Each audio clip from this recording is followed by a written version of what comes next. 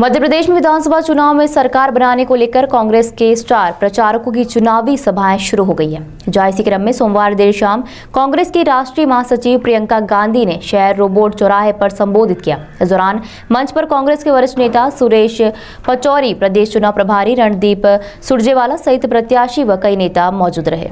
कांग्रेस नेत्री ने मंच से आम जन को संबोधित से पहले भगवान खजराना गणेश के जयकारे लगाए। वहीं इंदौर के गांधीवादी स्वतंत्रता सेनानियों का जिक्र किया और कहा कि गांधी जी के आंदोलन में जब उन्होंने करो या मरो का नारा दिया था, उस समय इंदौर से कई आंदोलनकारी उनके साथ थे और उन्होंने गांधी जी के आंदोलन को आगे बढ़ाया था। प्रियंका ने कहा कि देश के बड़े बड़े उद्योगपति आगे बढ़ रहे हैं, मध्य वर्गीय व्यापारी कमजोर होता जा रहा है। मध्य प्रदेश की सरकार ने केवल 21 रोजगार दिए हैं, वहीं लाखों नौजवान बेरोजगार हैं। गैस सिलेंडर के दाम बढ़ते चले गए, लेकिन चुनाव आने वाले थे तो दाम 400 रुपए कर दिए।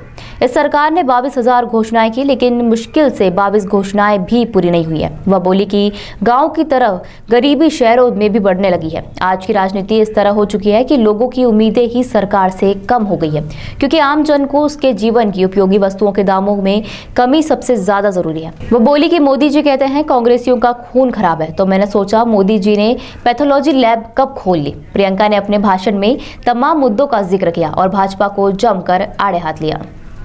मध्य प्रदेश में आगामी 17 नवंबर को विधानसभा चुनाव के लिए मतदान होना है, जहां मतदान की तारीख की नज़दीकियों के साथ ही मध्य प्रदेश के विभिन्न शहरों में राजनीतिक सभाएं होने लगी है।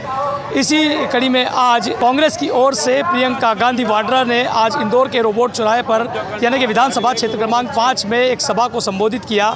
प्रियंका गांधी वाड्रा अपने तय समय से कुछ लेट समय पहुंची, जहां बड़ी संख्या में लोगों ने उनकी सभा में शिरकत की और उनका संबोधन सुना। प्रियंका गांधी ने अपनी सभा में जहां खजराना गणेश के जयकारे के साथ अपने संबोधन की शुरुआत की, तो बाबा महाकाल और ओंकारेश्वर का भी जयकारा लगाया और जिक्र किया।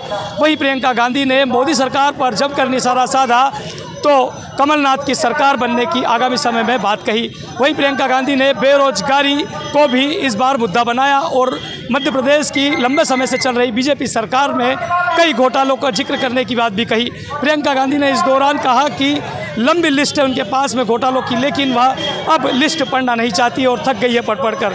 आपको बता दें, प्रियंका गांधी आज मध्य प्रदेश के धार पहुंची।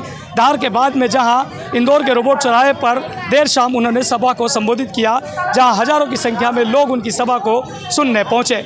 मध्य प्रदेश के इंदौर में 9 विधानसभा सीटें हैं, जहां 6 शहरी क्षेत्र की सीटें और 3 ग्रामीण क्षेत्र की सीटें हैं, जहां अधिकतर सीटों पर बीजेपी का इन दिनों कब्जा है। अब देखना होगा 17 नवंबर को हुए मतदान के बाद 3 दिसंबर को जो परिणाम आएंगे किसके पक्ष में आएंगे। सतीश शर्मा, इंदौर।